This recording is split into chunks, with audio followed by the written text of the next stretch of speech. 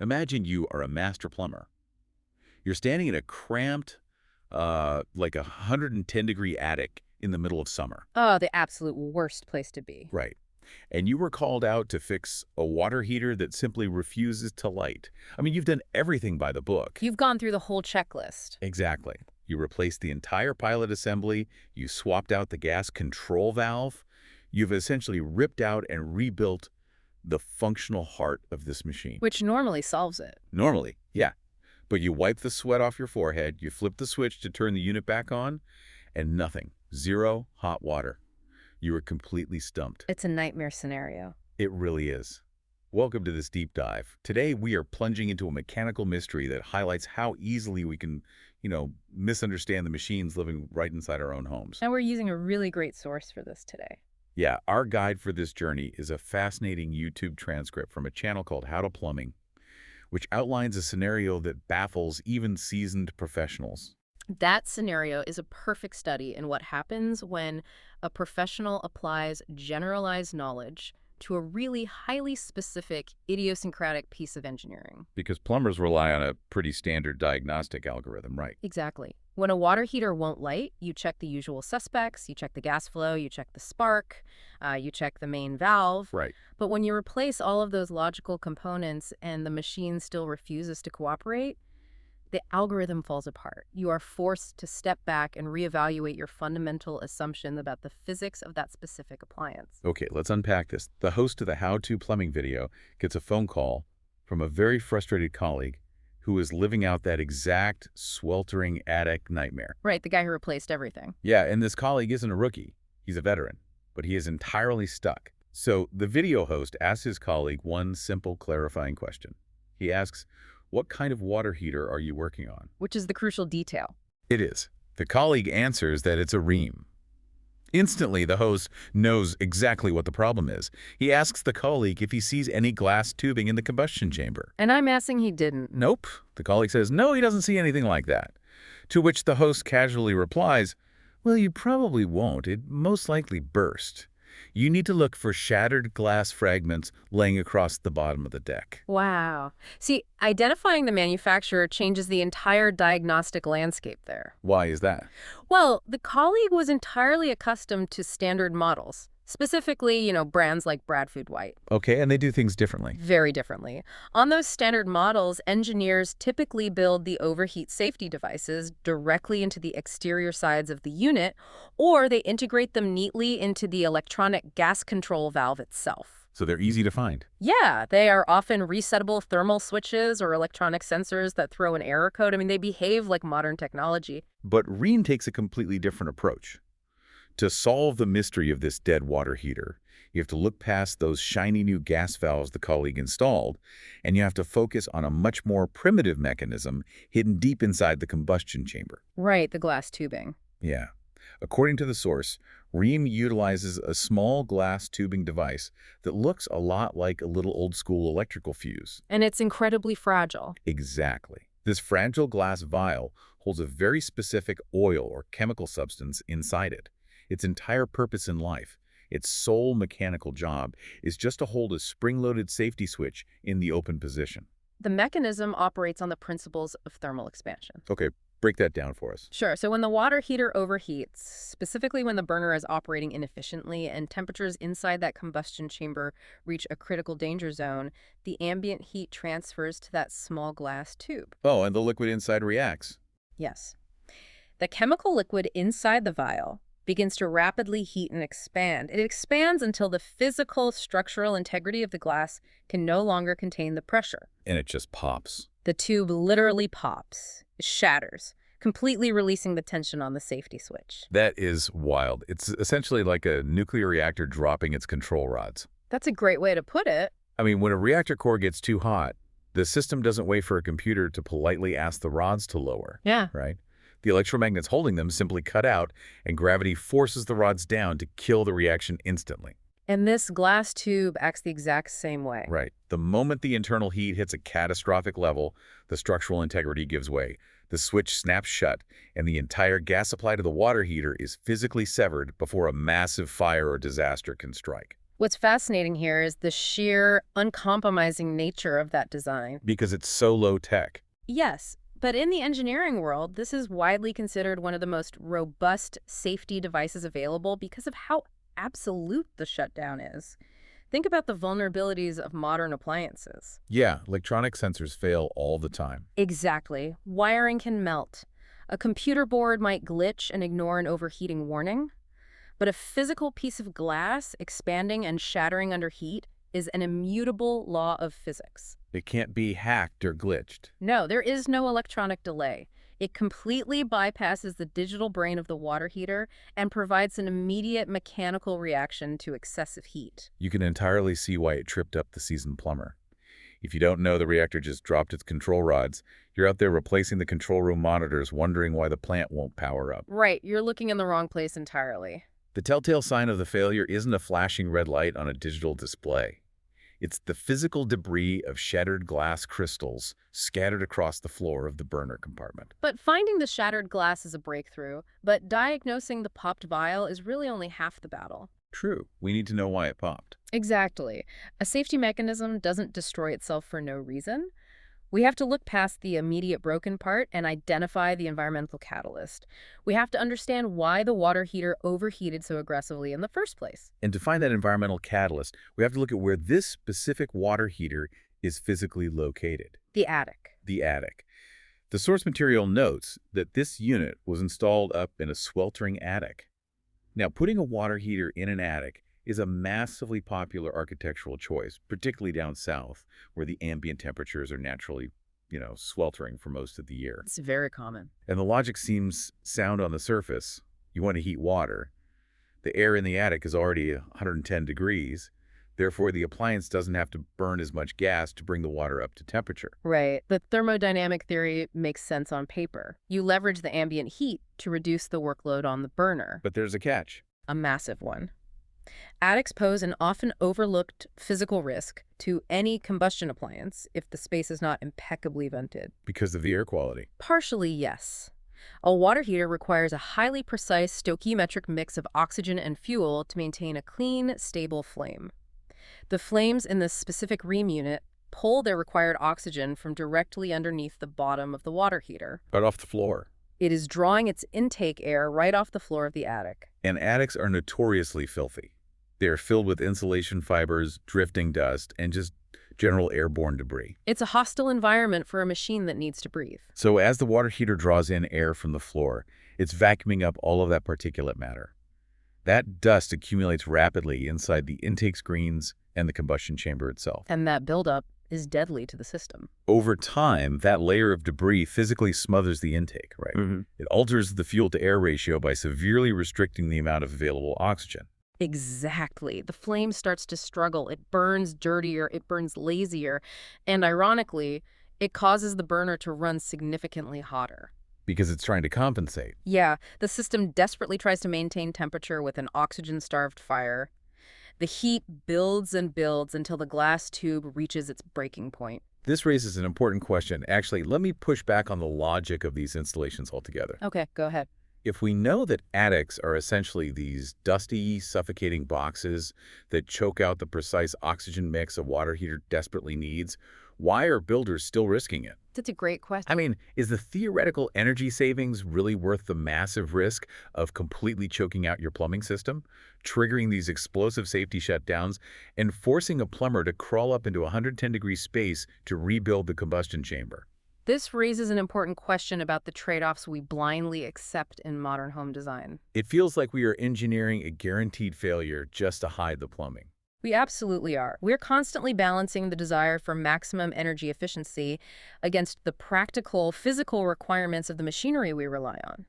Tucking a large, unsightly water heater away in a hot attic seems incredibly efficient and aesthetically pleasing. Out of sight, out of mind. Exactly. But machinery doesn't operate in a theoretical vacuum. It exists in the physical world where dust settles, airflow gets restricted, and maintenance is easily forgotten because the unit is out of sight. So you save a few bucks on gas, but you destroy the unit. Right. You might save a fractional amount of money on your monthly gas bill by utilizing that ambient attic heat, but you drastically increase the vulnerability of the appliance to environmental suffocation. It is a striking contradiction in building practices. We prioritize the square footage in the living space down below, so we banish the critical infrastructure to the most hostile environment in the house. It creates a delicate, highly vulnerable ecosystem up there. Absolutely. So we've identified the shattered glass fuse, and we understand that the dusty, suffocating attic environment is what caused the system to overheat in the first place. The next logical step is actually fixing the mechanism. Which is easier said than done. Yeah, according to the source, this is not a gentle plug-and-play operation. You don't just snap a new piece into place and walk away. Not at all. Fixing a triggered Rheem safety device requires an unexpected level of manual dexterity, specialized tools, and a lot of physical patience. Here's where it gets really interesting for anyone who loves the gritty reality of hands-on repair work. You have dragged yourself up into this cramped, sweltering attic. You're ready to open up the combustion chamber and get this Rheem heater running again. You're ready to get to work. Right. You reach into your tool belt for your standard small nut drivers, the exact ones you use to open the access panels on literally every other water heater brand on the market, and you realize they're completely useless. Rheem intentionally deviates from the industry standard here. Why do they do that? To keep unqualified hands out. To remove the screws for the burner and the pilot assembly cover, you cannot use a standard hex driver. The manufacturer requires a very specific tool, a T20 star wrench. Imagine the sheer frustration of that moment. Yeah. Your massive home repair, your ability to provide a hot shower for a family is entirely stalled simply because you didn't bring a specialized T20 star wrench up the attic ladder with you. It's infuriating. The host of the video points out how crucial this tiny detail is. He actually keeps a dedicated set of these star wrenches with full-size screwdriver handles in his kit, specifically to generate enough torque to tackle this exact Rheem repair. Manufacturers using proprietary or non-standard fasteners is a classic way to protect the machinery, but it certainly punishes the professional who isn't prepared for the brand's specific quirks. Yeah, it really does. But removing the cover plate with the T20 wrench is just gaining entry. Right, you still have to fix the mechanism. Yeah, exactly. Once you are inside the mechanism, before you can even attempt to reset the system, you have to deal with the physical aftermath of the thermal expansion explosion. Ooh, the shattered glass. When that small glass tube bursts under extreme heat, the material doesn't just vaporize. It leaves behind sharp glass crystals and the mysterious chemical oil it was holding. And the source outlines a meticulous cleanup process for this. That oil and the glass shards get blasted directly into the surrounding mechanical switch. It's a mess. Yeah, you have to take a tiny pin, like a literal sewing pin or a small pick, and meticulously poke out the little holes inside the mechanism. You have to scrape out the hardened residue and free up the physical space inside the switch block. Because if you don't... Right, if you leave any of that debris behind, the internal components will bind and the reset will fail. The precision required for that cleanup highlights the rugged nature of the repair. Once the tiny holes are cleared of glass and oil, the plumber can finally initiate the manual reset. Which sounds incredibly difficult. It is. The description of this reset process sounds more like a complex physical puzzle than a standard repair. You have to locate a specific spring-loaded safety rod located in the back of the mechanism. Okay. You have to push down against the tension, squeeze the rod, and aggressively spin it around until it finally catches an internal groove and locks back into the open position. And keep in mind the environment where this puzzle is being solved. You aren't sitting at a well-lit, climate-controlled workbench with a magnifying glass. You're sweating in an attic. You are hunched over in a dusty attic with insulation sticking to your arms. The plumber in the video mentions the sheer awkwardness of trying to juggle a flashlight just to see deep into the switch block. It's a biomechanical nightmare. He even points out a fascinating detail about that. He's right-handed, and the physical position of the safety rod inside the chamber makes it incredibly difficult to manipulate from that angle.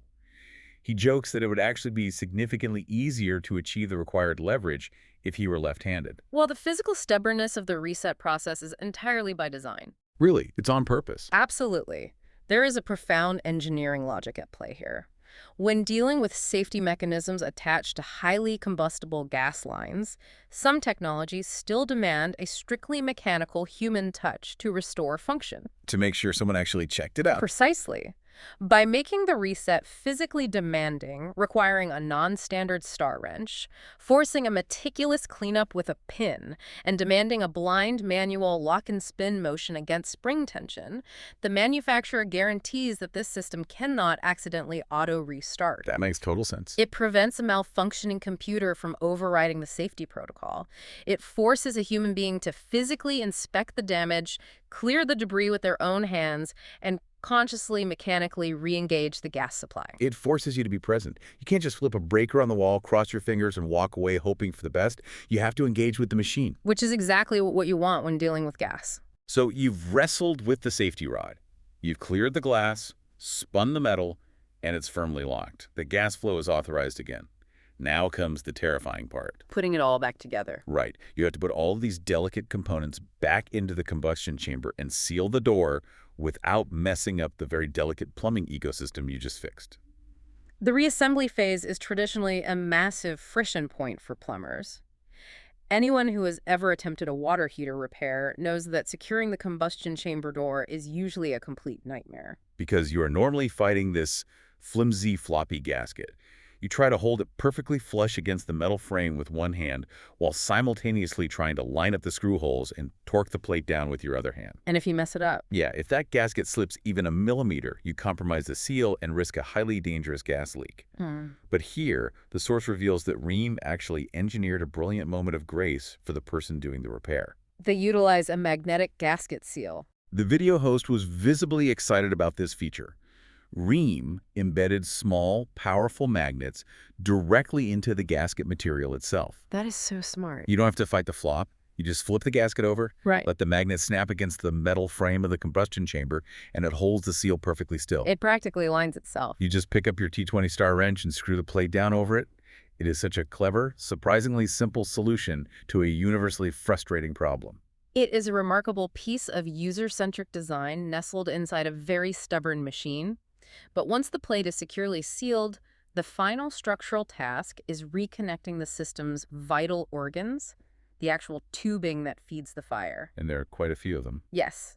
The source text outlines exactly how these connections are arranged, and it gives us a clear window into how the fluid dynamics of the machine operate. The flow of the system is fascinating. You have 4 distinct connections to make. First, there's the igniter wire, which carries the spark. Then you have the main gas line, which the video distinctly refers to as the fat tube. Because it needs to carry a lot of fuel. Right. This line is wider because it has to deliver the heavy, high-volume flow of gas required to feed the roaring main burner flames. Next to that, you connect the smaller pilot tube. Which serves a completely different purpose. Yeah, this line is narrow because its only job is to deliver a tiny, highly regulated, steady stream of gas to keep the small pilot light alive. And finally, you have the copper tube. The thermocouple. The thermocouple. The physics behind this copper tube are absolutely incredible. It sounds like a highly complex piece of modern technology, but it relies on a principle discovered in the 1800s. It's pure physics. The tiny pilot flame, fed by that narrow tube, burns constantly. It is positioned so that the flame burns directly against the tip of this copper thermocouple tube. After a minute or so of being exposed to that direct, intense heat, a temperature differential is created within the dissimilar metals of the tube. And that's where the magic happens. This heat differential actually generates a small, measurable amount of electricity. And that tiny electrical microvolt current travels up the copper tube and acts as the sole power source for the main gas control valve. A piece of copper, heated by a tiny flame, generates the exact electricity needed to open a massive gas valve. The thermocouple is essentially a miniature, self-sustaining power plant that runs entirely on the thermal energy of a pilot light. If we connect this to the bigger picture, the thermocouple highlights the sheer elegance of traditional plumbing engineering.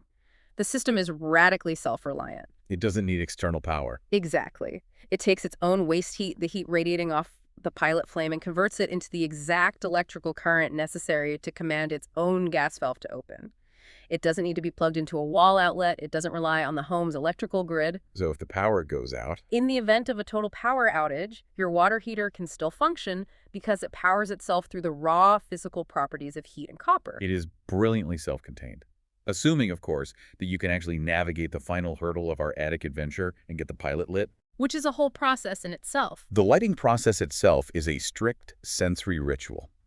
First, You turn the main gas supply back on. Then you have to press and hold down the pilot button. You can't just spark it immediately.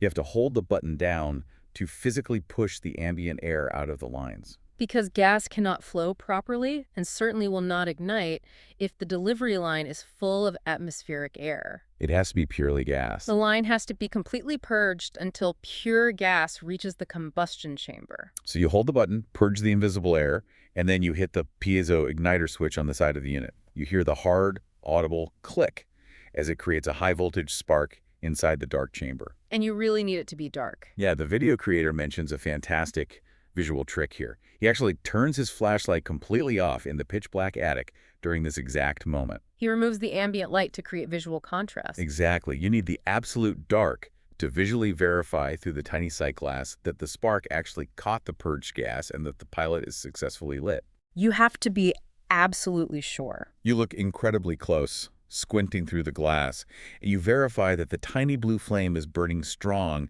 and directly up against our tiny copper power plant, the thermocouple. Once you see that blue glow, you wait. You hold the button for another minute to allow the thermocouple to heat up and generate that vital electrical current. And then? Once the current is established, you release the button, turn on the main burners, and then you are looking at a 30 to 45-minute wait for that massive tank of cold water to fully absorb the heat and be ready for the house to use. So what does this all mean? We started this journey with a deeply frustrated professional who had swapped out perfectly good, expensive parts, totally stumped by a machine that stubbornly refused to turn on. He was relying on the algorithm. What we found was a masterclass in why generalized knowledge will eventually fail you. Knowing the broad algorithmic strokes of how plumbing is supposed to work didn't help that colleague in the attic. He needed to know the highly specific, hidden quirks of the brand in front of him. You have to know the machine. He needed to know about Rheem's physical explosive glass safety tube, the roadblock of the proprietary T20 star wrench, and the absolute thermodynamic necessity of clearing a suffocating attic space to prevent the failure from happening again. It all connected. Being well-informed about those highly specific details just saved hours of replacing the wrong parts and chasing phantom electrical issues that never existed. True expertise isn't just knowing how things are generally designed to work. It's understanding the exact idiosyncratic ways that specific things break down. Beautifully said. But analyzing the mechanics of this repair leaves me with a lingering question regarding the long-term reality of this kind of fix. Oh, what's that? Think back to the tactile nature of the reset process we discussed. The source explicitly mentions having to take a tiny pin to meticulously clean out the chemical oil and the shattered glass crystals left behind in those tiny holes when the tube popped. The cleanup of the sacrificial residue. Precisely. This glass tube is a sacrificial safety feature. It violently destroys itself to save the machine, spilling its chemical contents directly into the intricate switch mechanism when it is triggered. Right. So, consider the reality of the field. What happens to the long-term reliability of that water heater if a rushed, exhausted plumber working in a 110-degree attic with a flashlight in his mouth doesn't clean out that oily residue perfectly? Oh, wow. I didn't even think about that. If that substance is left behind, gumming up the mechanical spring or slowly baking onto the surrounding hot components, could the residue from the safety feature itself eventually become a chronic hazard to the burner? Just slowly degrading it over time. Does the very mechanism designed to violently save the machine eventually contribute to its slow, sticky mechanical decay? Wow. The safety net catches you, but you are left completely tangled in the ropes. It really makes you wonder how many newly fixed appliances are out there operating with a tiny bit of explosive residue still hiding in their gears, subtly altering the mechanics, just waiting to cause the next mysterious shutdown. Something for you to mull over next time you hear your water heater quietly click on in the background. Thank you so much for joining us on this deep dive. Stay curious,